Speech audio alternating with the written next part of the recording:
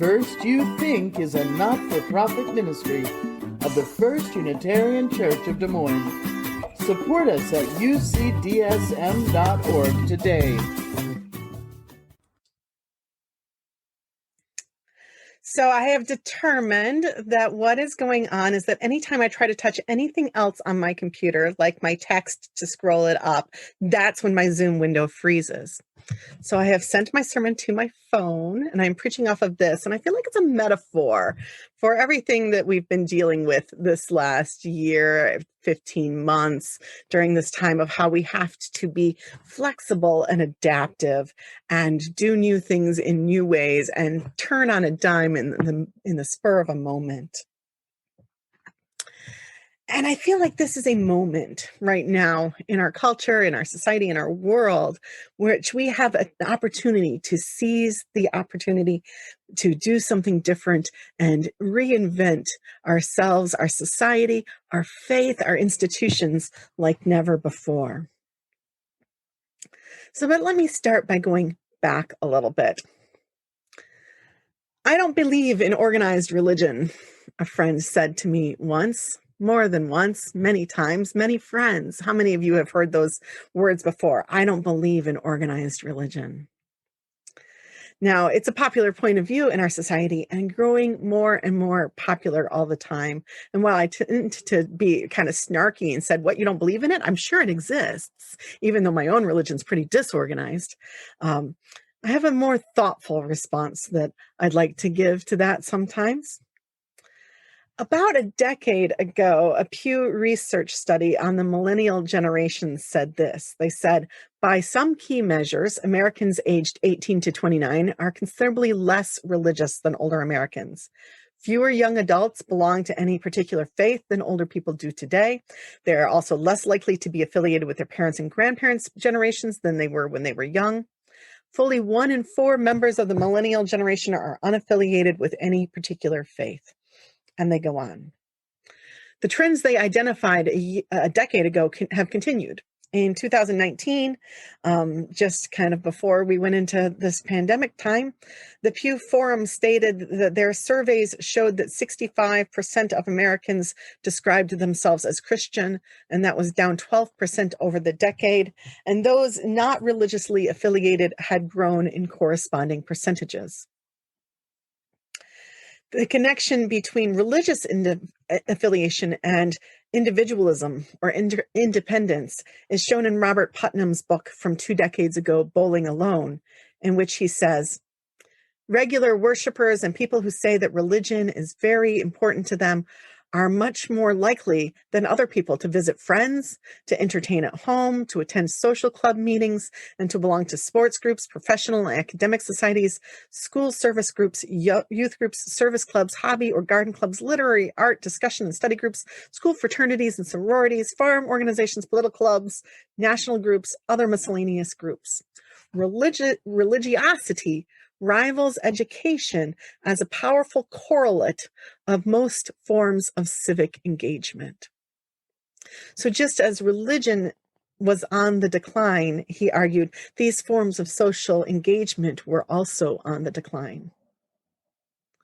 But the good news is that right now, at this particular moment, as we come out of a pandemic as a society, I think we in Unitarian Universalism are particularly well poised for change. People have experienced an aloneness like they've never experienced before, and they are hungry for community, but for a new kind of community, one that embraces individualism while still valuing the collective. And I think that we, as a faith, have a particular message in a particular moment right now. In order to seize this moment, I think we have to look at church life entirely differently.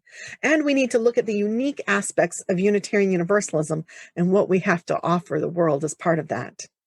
But first, let's examine the problem a little more. Within our faith, we embody the tension between individual and community. And that can be one of our most sore spots and one of our greatest strengths.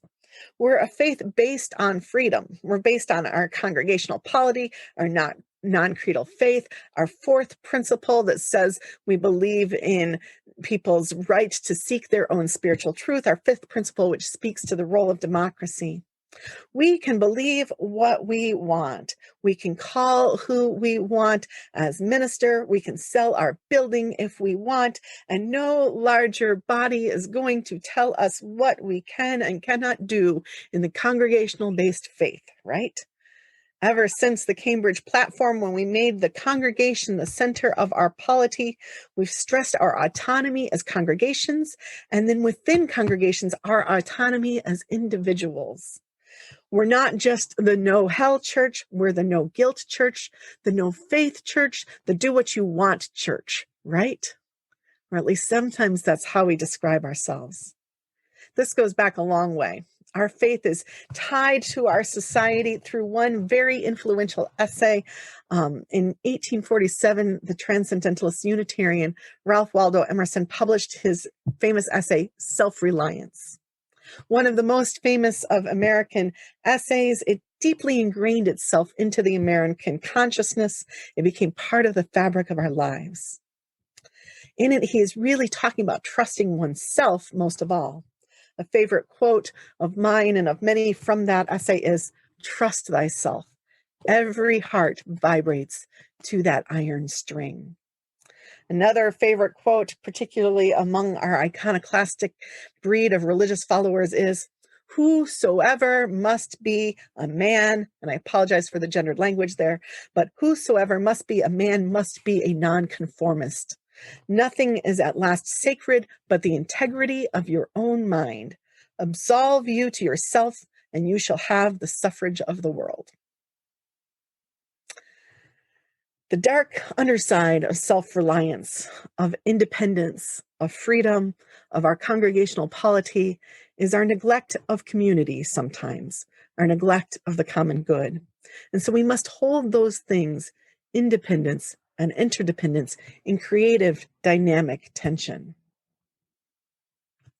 Another way of looking at these shifts in society comes from Andrew Solomon's book, Far from the Tree. Solomon talks about horizontal versus vertical identity.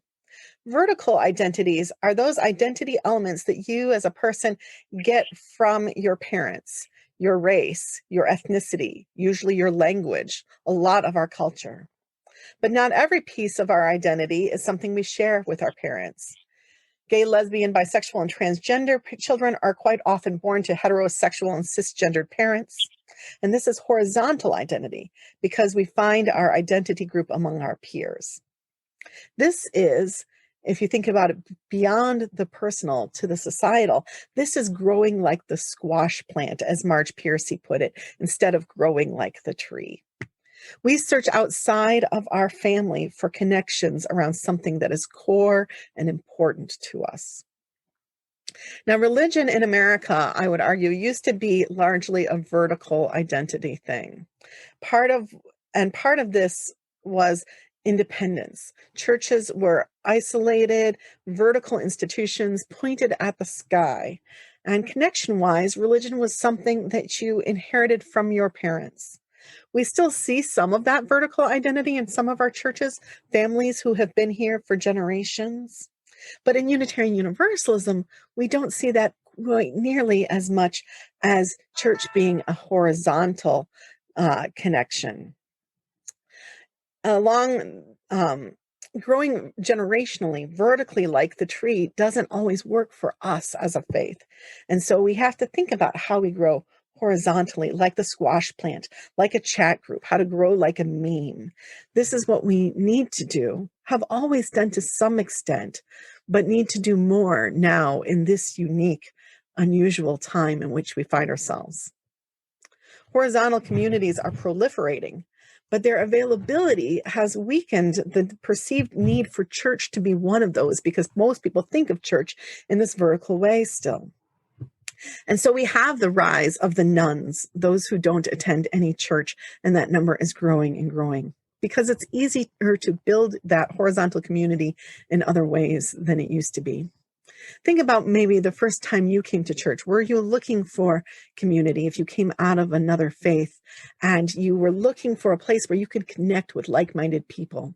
That's what brought me back into Unitarian Universalism after having left it in college. And I moved down to Georgia, and I didn't know how to find people who believed things like I did, except I knew I could find them at the Unitarian Universalist Church. And I went back to my faith.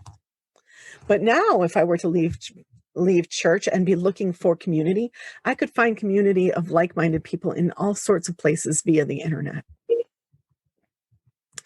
So this reality is what our former UUA president was talking about in 2012 when he wrote a working paper called Congregations and Beyond. He said, congregations as local parishes arose in a different era.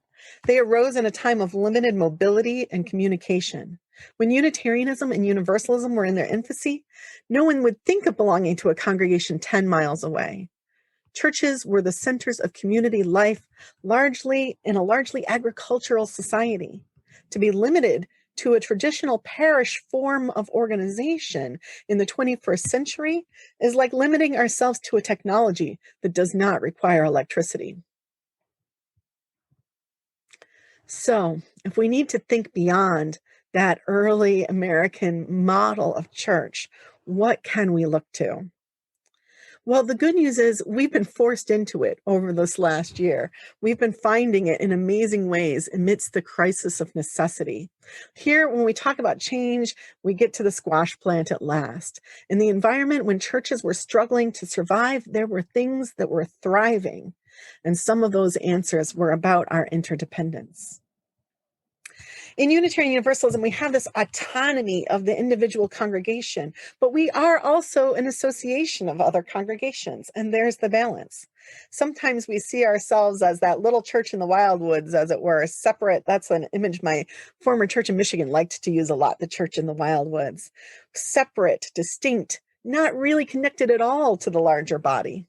And it was to our detriment, because we are not Unitarian Universalists unless we are in association. We cannot be Unitarian Universalists in all that that means alone. We can only be it in association with other congregations as part of a larger body that we know as our living tradition or our faith. The good news, I think, is that we are on the brink of a great new awakening. And I could do a whole sermon about that concept as we look at generational theory, the work of Strauss and Howe in their book, Generations, and in the, I think it's the Fourth Turning, where they talk about how cycles of generations come and go, and then there becomes a crisis moment, and we begin a new society. We did that in the Great New Deal after the recession, and I think we're in that moment now. After the crisis of the pandemic, after we saw the attack on our capital, we're in this moment when we can grow and build the next society that is to come. A few years ago, back at the UUMA, which UU Ministers Association Institute, the Reverend Scott Taylor, who was then the director of congregational life at the UUA, talked about how our future is in realizing that now, with so much at our fingertips, the idea that every church has to be able to do everything, and that ministers are these great generalists who have to be great at everything and do everything for their church themselves, is a model that was breaking down and unsustainable. He said, I would say our calling is to just end the ridiculous habits and structures that we have and the culture we have of isolated ministers working in isolated churches. We have a calling to work in partnership. Structurally, you see, we've each been a tree in that forest, each growing, trying to reach the sky, spread our branches, build our steeples to cover as much as we can of our own area.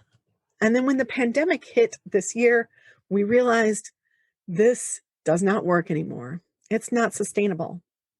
And so we built networks fast and furiously. I saw groups grow up on Facebook from 10 to 1,000 overnight of Unitarian Universalists working together to say, how do we survive and thrive in this changing time, in this pandemic? As congregations were shutting their doors, We were going online, and ministers and religious educators and laity built networks for resource sharing and cooperation. We started doing things. Have you been visiting other churches at all this year where you've said, this week we're going to another church, or had another church come visit you? In my, no? Yes? Or have you been joining services with other congregations where 2 of you or 3 of you as congregations have come together and done a joint service this year? Yes? No? Some. In my congregation here in Massachusetts, we've shared worship this year with services in Michigan, Ohio, New York, Connecticut, Massachusetts, and in Mexico. And we can't always do that when the pandemic ends, right? We can't just we want to be back in our buildings and having live in-person worship again. But there are ways we can continue this horizontal connection, this growing like squash plants. And we need to start thinking about how not to be just churches in silos, but working together across clusters and allow our energy to provide, our clergy to provide energy for each of the churches in our squash plant to do what they do best. Those clusters might be regional, but they might be based on things like our size or our passions or our areas of social justice work. I've been saying for years that ministry needs to change. Ministers have always been these great generalists, but we have our strengths and our weaknesses. And I think we need to work in cooperation with each other to achieve an excellence in ways we cannot do alone. So I know from years of working together with your minister that Reverend Amy has these great pieces of knowledge in everything from like internet security to art to how to deal with difficult cats.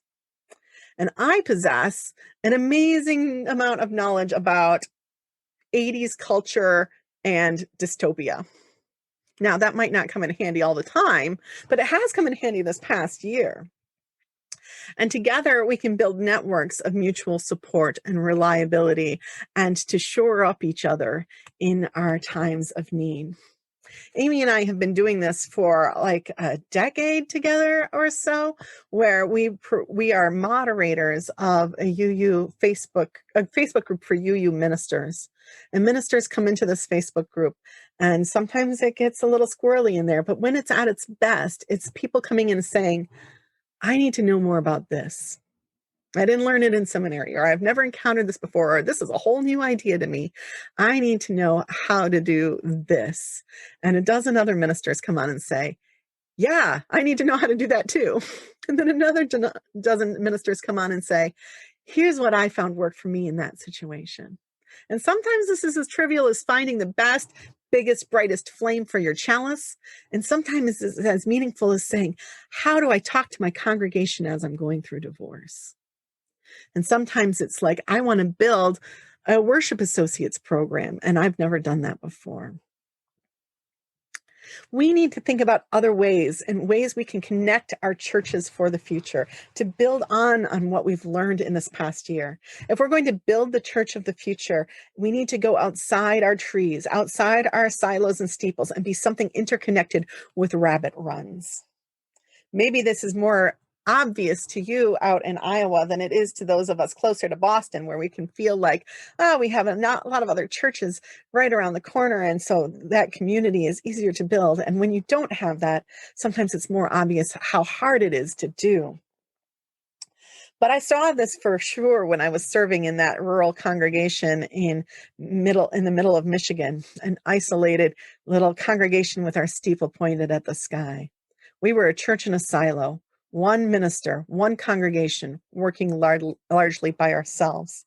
And there were limits to what we could do unless we started connecting out further.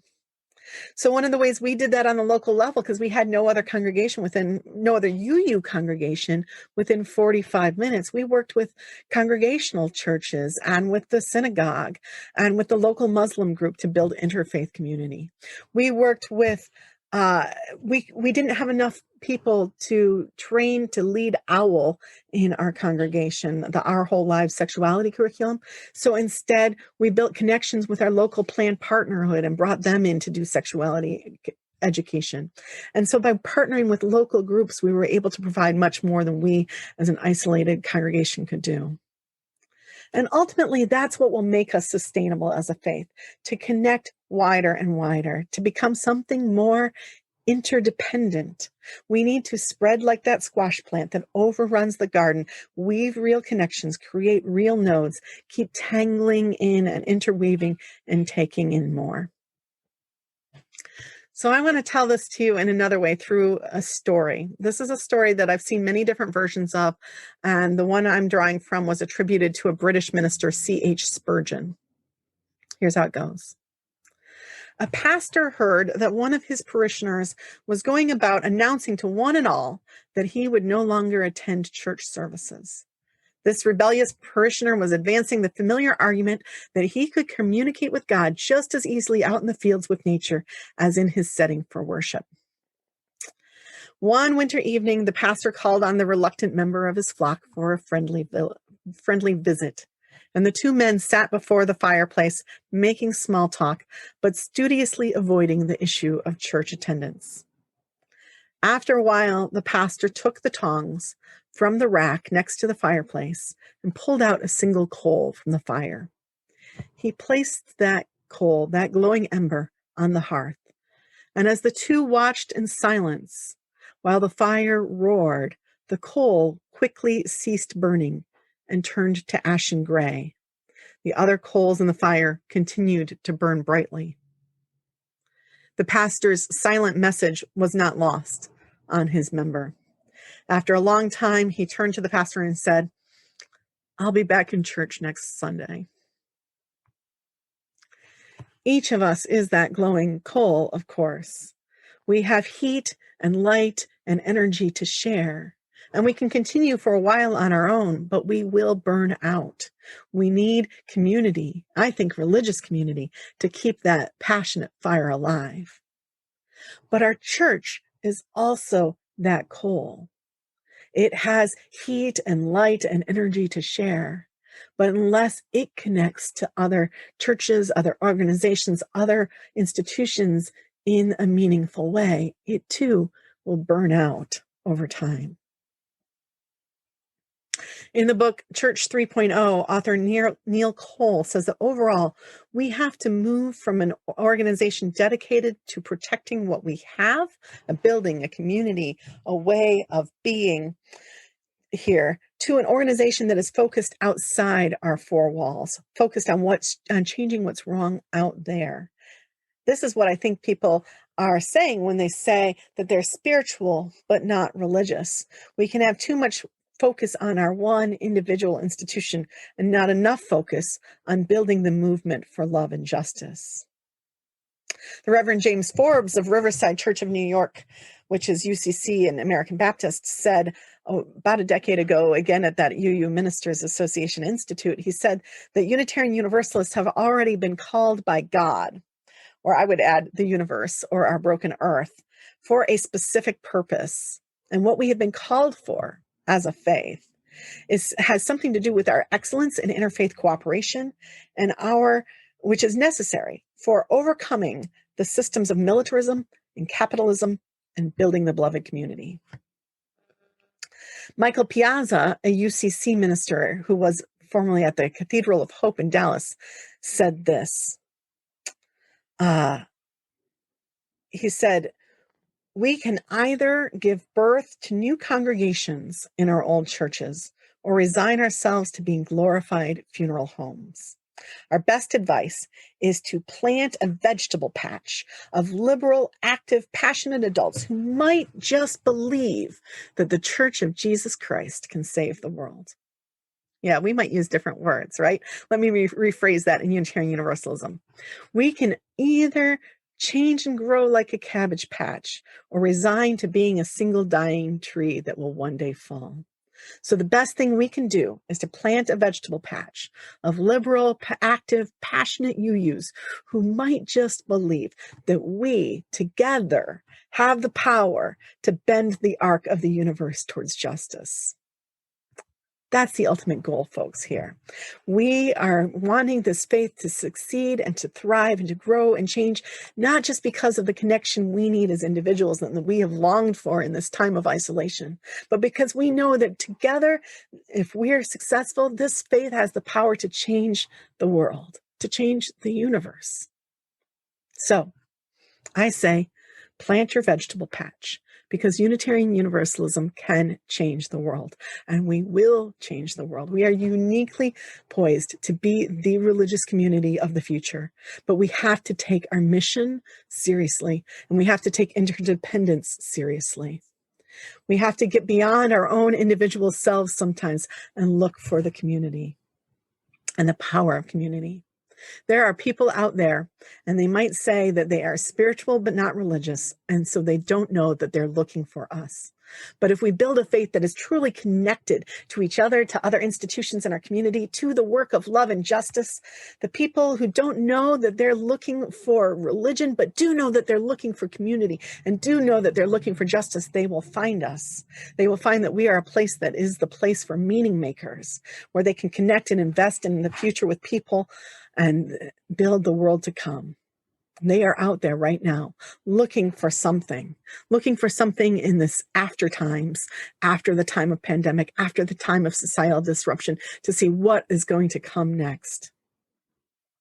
And we have the opportunity here in our amazing prophetic faith, with our excellence in working with the interfaith community, and I would say with our strong history of religious liberalism and individualism and anti-oppression witness and action. And we need to harness these things, deepen our spirituality, take our mission out into the world, serve those needs greater than our own, build the beloved community, stand, sit, roll, be on the side of love. What an amazing world this will be if we can truly take up this call, from Iowa to Massachusetts and around the world from there. May it be so.